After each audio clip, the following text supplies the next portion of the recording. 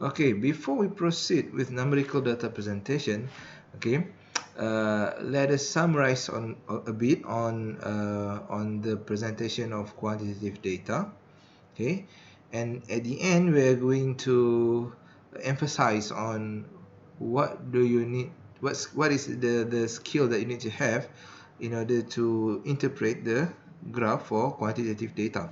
Okay, so this is the summary of all of the available chart that you can use, right? You have histogram where you need to use a frequency distribution a table to later create this histogram.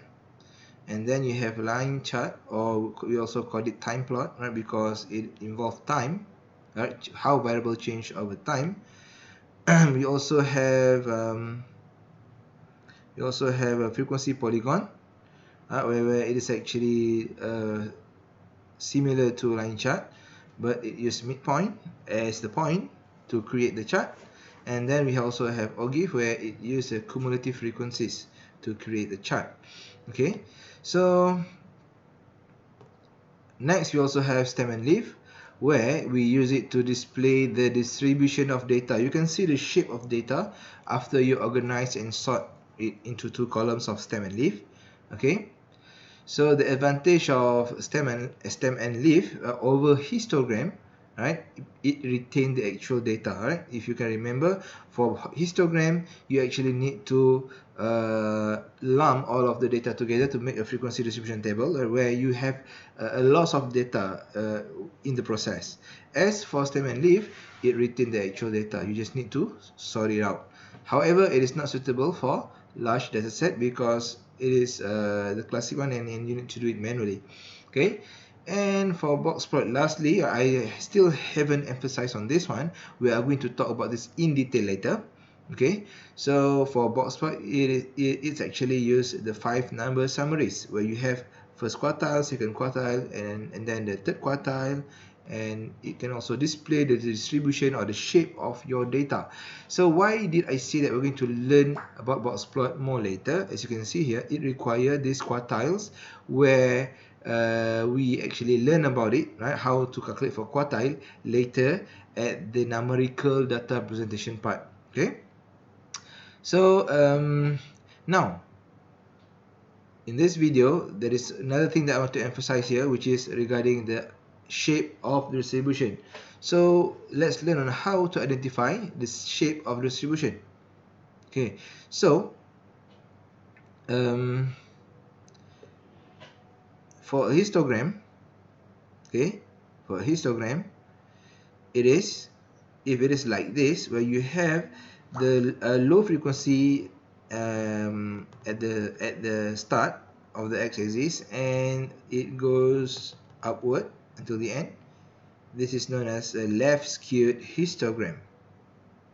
It is left skewed. If you try to draw it out, it is actually left skewed. Okay, it is left skewed like this, right? As you can see, this is where it's skewed.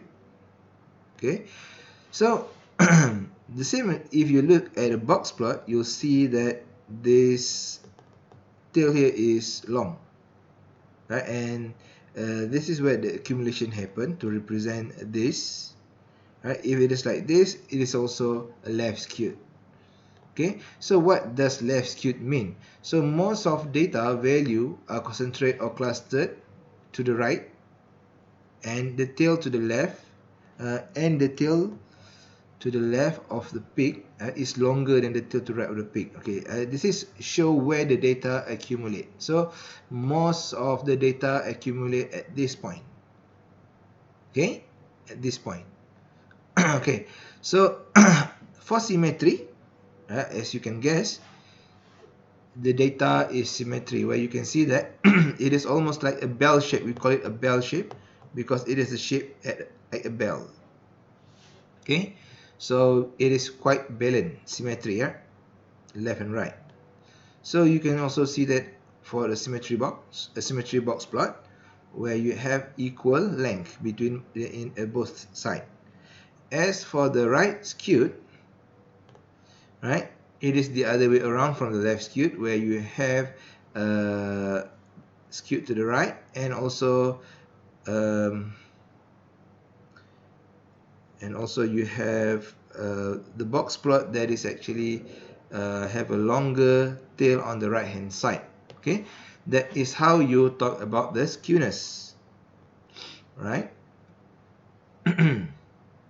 See, right hand side is longer. So the same kind of thing can be applied by using stem and leaf.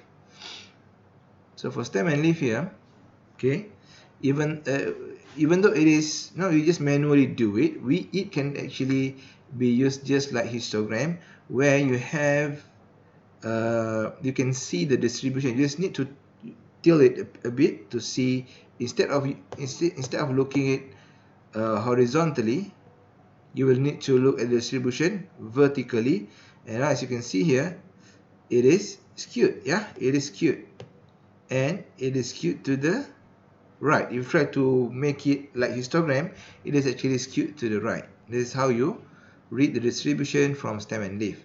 Okay, so however, we can't really read it all the time. If the sample is small, then we can say that there is not enough information to describe the shape of distribution. Okay,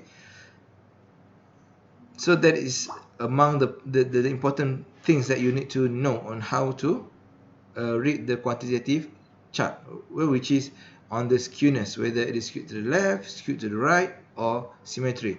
Because by knowing that, you will know that where actually your data accumulate, right? So I think that is about graphical data presentation. Next video, we're going to talk about numerical data presentation. Thank you.